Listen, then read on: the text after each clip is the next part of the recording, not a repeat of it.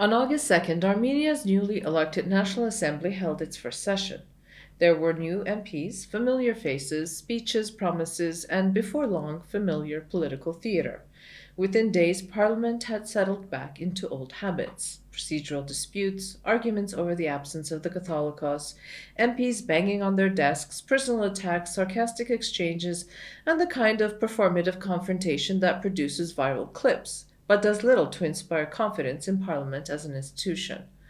Now that the ceremony is over, something else has to begin governing. Hello, I'm Maria Titizian, and welcome to It Has to Be Said. Armenia came through another election campaign that was dominated by questions of war and peace, national security, Russia and the West, Azerbaijan and Turkey. Voters were asked to choose between competing visions for the country's future, and they did. The campaign is over, the seats have been distributed, Parliament now has a different job.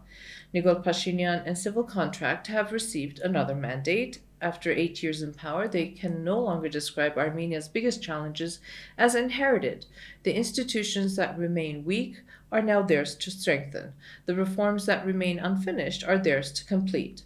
But governing isn't only about responding to the next geopolitical crisis, it's also about the quieter work that affects people's lives every day, improving education and healthcare, reforming the judiciary, strengthening public administration, making Yerevan a city people can actually move around in, creating opportunities beyond the capital, ensuring that economic growth reaches those who have yet to feel it, and giving people confidence that government can solve ordinary problems, not just respond to extraordinary crises.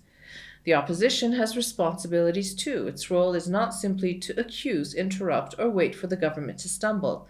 A healthy opposition scrutinizes legislation, exposes failures, proposes credible alternatives, and holds those in power to account. It makes Parliament stronger, not louder. Democracy isn't measured only by the quality of our elections, it's measured by what happens after them. Do our elected representatives debate ideas or trade insults? Do they legislate or perform for the cameras? Do they spend more time solving problems than assigning blame?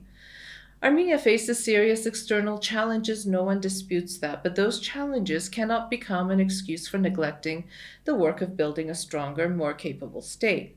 Nor can they justify turning Parliament into a stage for endless political theater.